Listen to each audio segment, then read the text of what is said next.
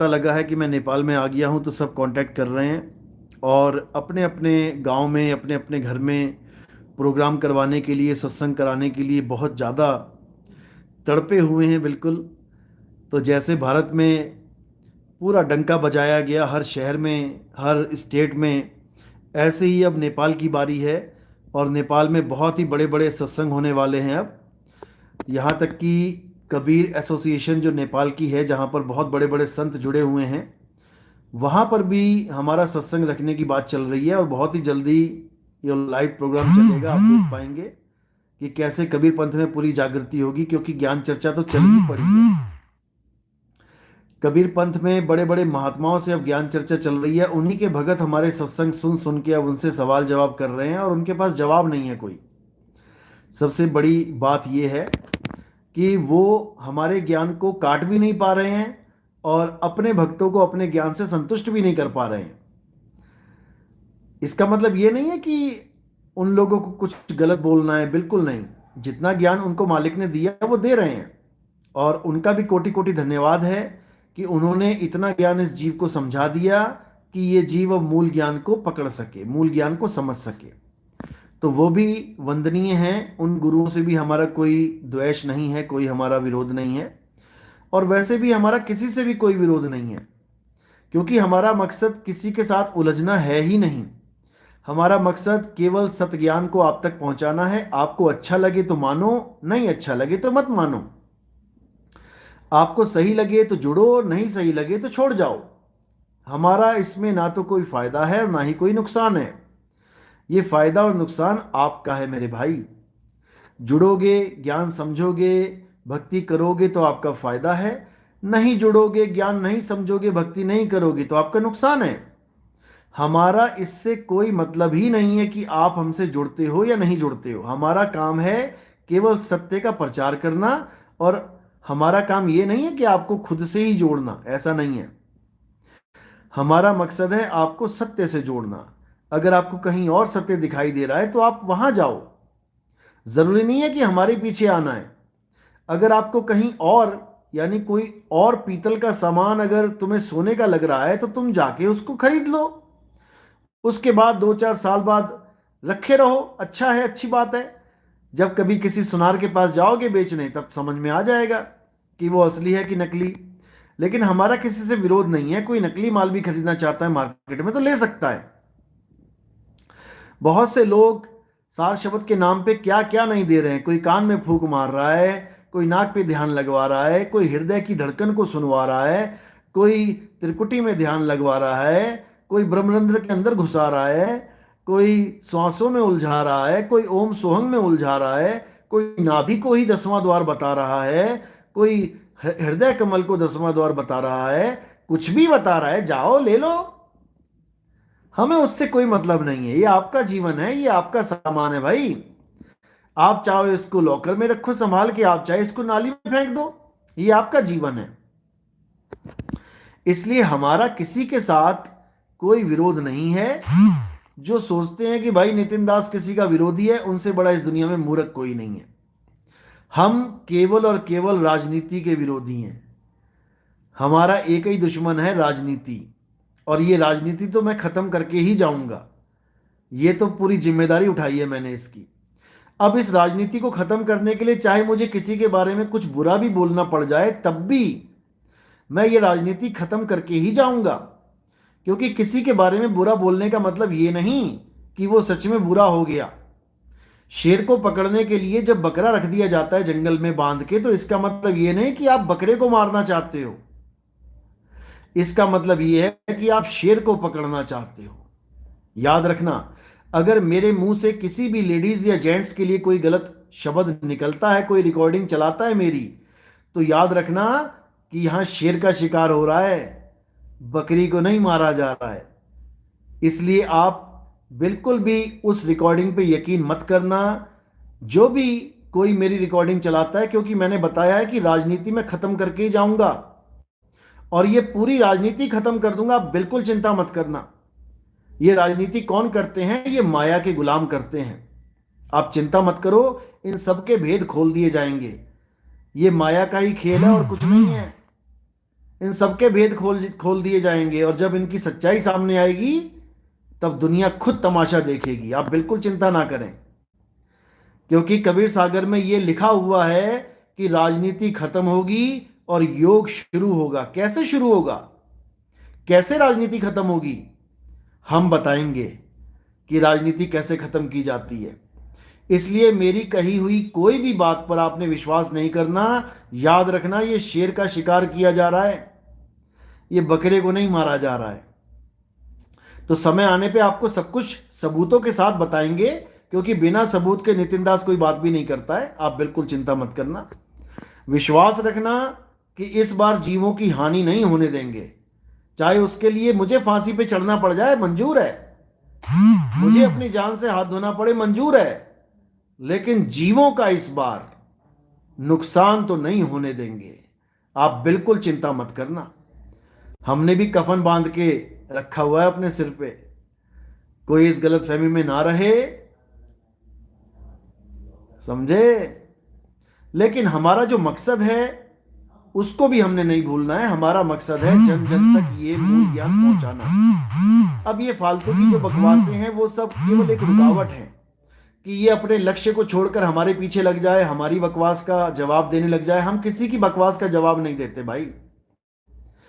कोई कुछ भी हमें बोलता है, हम बिल्कुल भी किसी को जवाब नहीं देते। जिसको जो बोलना है बोलता रहे। हमारा क्या लक्ष्य है, हमारा लक्ष्य है सत्य ज्ञान का प्रचार करना, जन जन तक इस ज्ञान को पहुंचाना। हाँ, राजनीति खत्म जरूर करेंगे, उसकी आप बिल्कुल चिंता मत करें। तो पंथों में जो राजनीति चल रही है, भगवान के परमात्मा के नाम पे जो राजनीति चल रही है, माया के चक्कर में जो राजनीति खेलते हैं लोग, ये सब खत्म कर दी जाएगी और प्रूफ के साथ बकायदा हर चीज समझा दी जाएगी अच्छे से। बस देखते जाओ। और आपको बताना चाहूंगा कि अब जो मुहिम छेड़ा है, जो शुरुआत हो चुकी है, अब विदेशों में लोगों को इस मूल ज्ञान से जोड़ना है। उसके लिए आप लोग का योगदान बहुत ज़रूरी है।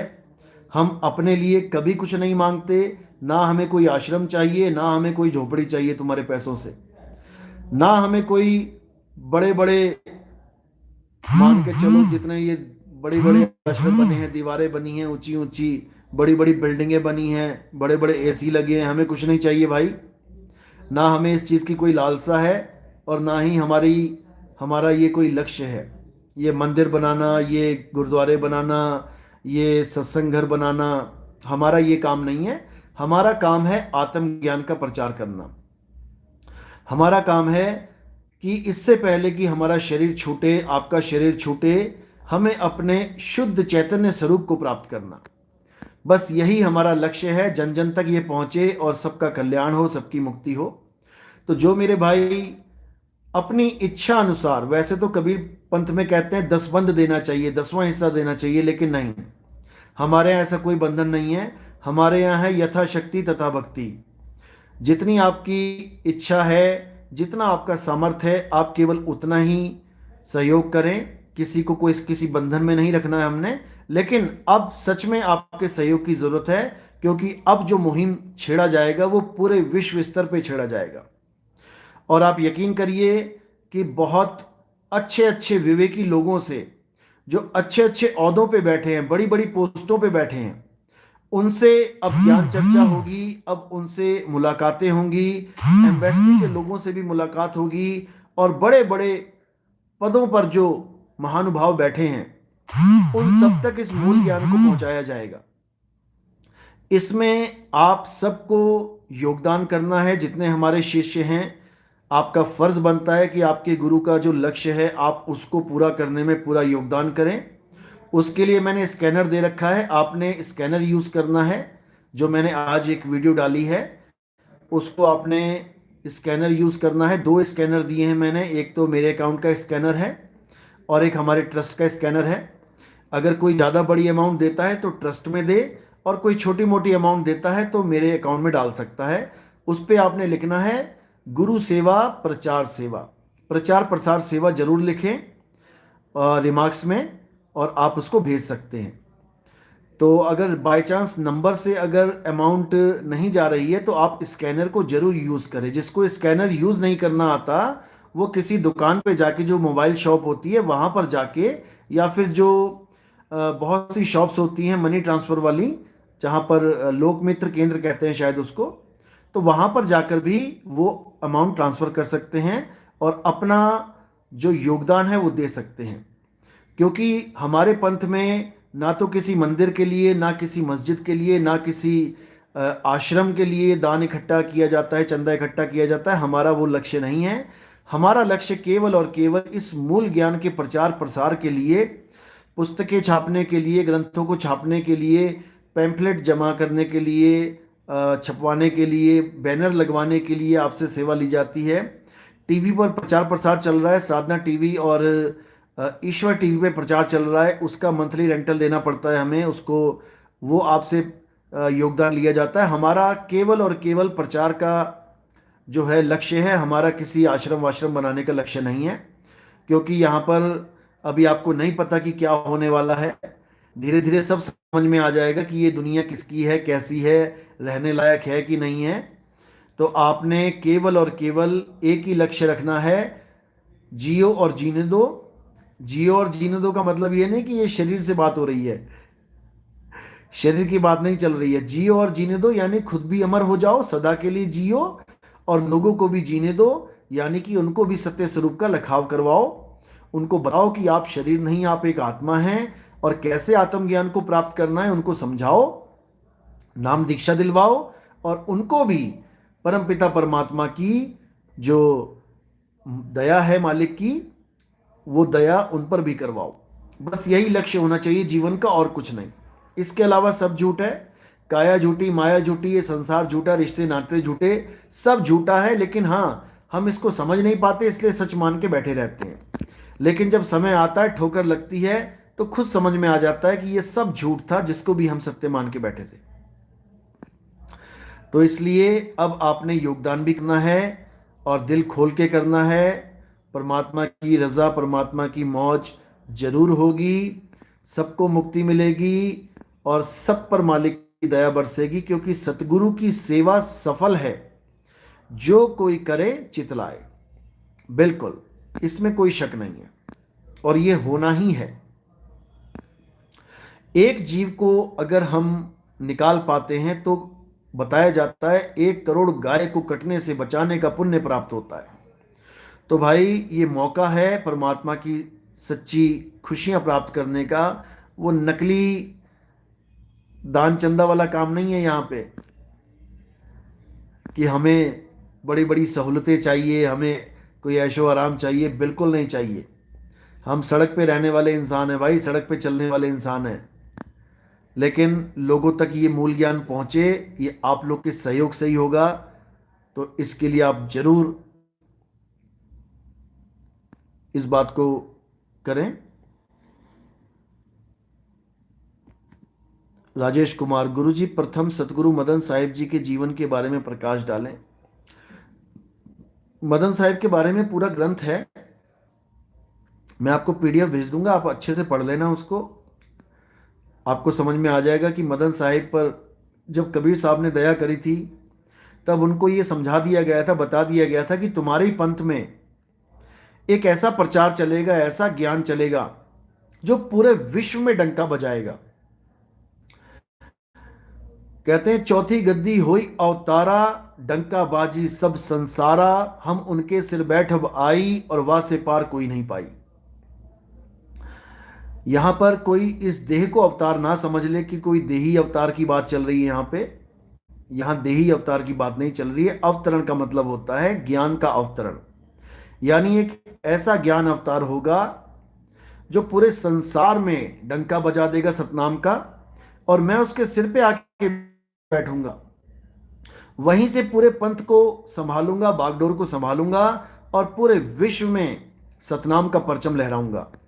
ये मदन साहिब को कबीर साहब ने जब बोला था, तो ये जो है मदन साहिब के ही जो बढ़िया गद्दी है, वहाँ से ये ग्रंथ छपा हुआ है। आप देख सकते हैं, मैंने सत्संग भी किया है। 31 दिसंबर 2000 20 को मैंने ये सत्संग किया था।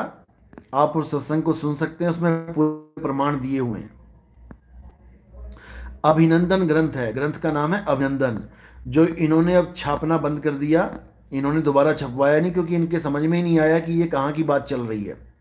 क्योंकि याद रखो कि ग्रंथों में जिसका भी जिक्र किया जाता है, केवल वही समझ पाता है कि ये ग्रंथ में किसकी बात चल रही है, और वही इन चीज़ों को खोल के समझा सकता है। क्योंकि जिसके बारे में बोला जा रहा है वही इसको समझ सकता है, ये सबके बस की बात नहीं है। क्योंकि ये पहेली की तरह ज्ञान होता है, ये कोड लगे होते हैं, ये कोड खोलना सबके बस की बात नहीं होती है। जिसके लिए बात बोली गई होती है वो खुद ही समझ जाता है कि ये बात कहाँ जा रही है। और जिसके समझ में नहीं आता वो विरोध करता है, क्योंकि उनका नाम नहीं है, उनका जिक्र नहीं है, तो उनको लगता है अरे यार हम तो छोटे बन गए और ये महान हो गया। जबकि ऐसा नहीं है, सब महान है, कोई छोटा बड़ा नहीं है, सब में वो मालिक विराजमान है। बस आपके देखने का नजरिया जो है वो छोटा बड़ा है, तो इसको समझना पड़ेगा।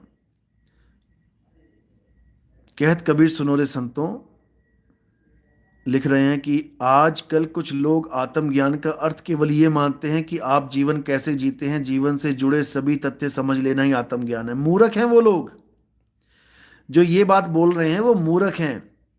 आत्मज्ञान का मतलब ये नहीं होता है कि आप कैसे खा रहे हैं, कैसे पी रहे हैं, कैसे चल रहे हैं, क्या कर रहे हैं, क्या नहीं कर रहे हैं, कब खुश हो रहे हैं, कब डर रहे हैं, कब भाग रहे हैं, कब रुक रहे हैं। ये तो काया का ज्ञान है भाई, ये आत्मज्ञान नहीं है।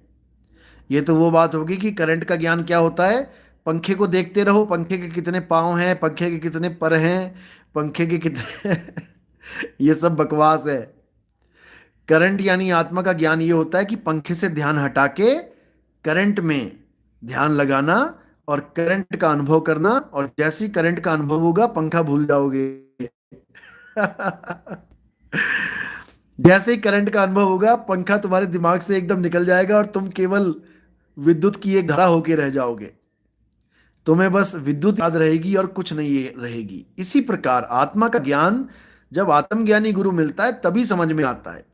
ये नकली आचार्य आपको आत्मज्ञान नहीं दे सकते, ये नकली गुरु ये आपको आत्मज्ञान नहीं दे सकते। अधूरा कान पे ध्यान कर लो आत्मज्ञान हो जाएगा, जीभ पे ध्यान कर लो आत्मज्ञान हो जाएगा, कंठ में कर लो, हृदय में कर लो, नाभि में कर लो, यहां कर लो, वहां कर लो। क्योंकि इनको आत्मा का भेद ही नहीं पता। आत्मा क्या है, आत्मा कैसी है, ये कभी सपने में भी नहीं सोच सकते। अगर सपने में भी अगर इनको आत्मा का ज्ञान मिल जाए तब भी इनके बहुत बड़े भाग हैं। लेकिन दुख के साथ कहना पड़ता है कि ऐसे ऐसे लोग आचार्य बने बैठे हैं जो आत्मा के ज्ञान पे शून्य हैं, शून्य। यहां तक कि कई वीडियोस ऐसी देख ली हैं मैंने जिसमें ये कहते हैं आत्मा क्या होती है, आत्मा कुछ होती ही नहीं है। अरे जब आत्मा कुछ होती ही नहीं है तो आत्मा का ज्ञान कहां से आ गया। पता नहीं क्या बनेगा इन लोगों का, लेकिन चलो ठीक है। इन लोग को लगता है कि चार पैसे कमा लें, कुछ अच्छा अच्छा बोल के लोगों को कुछ समझा के, तो ठीक है, इनका जीवन का यही लक्ष्य है, तो परमात्मा इनका लक्ष्य पूरा करवा रहा है। लेकिन इनको लगता है कि यही जीवन अच्छा सा जी के चले जाएंगे तो काम खत्म हो जाएगा। बिल्कुल नहीं, काम तो शरीर छोड़ने के बाद शुरू होगा। जब नाना प्रकार की 84 लाख योनियों में भटकना पड़ेगा तब पता लग जाएगा कि राजू काजू बन के कैसे आता है आप देखते जाइए। अरविंद सिंह तोमर, संसार के पालनहार तो विष्णु जी हैं, फिर परमात्मा विष्णु जी भी चला, परमात्मा विष्णु जी को भी चला रहे हैं क्या? बिना परमात्मा के कोई नहीं चल रहा है।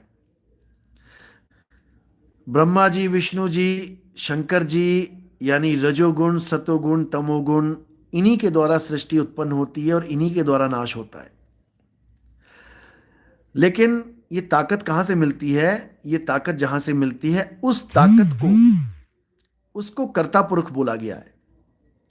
वो कर्ता कुछ नहीं है, लेकिन उसके बिना कुछ होता भी नहीं है, इसलिए सबका कर्ता वही है।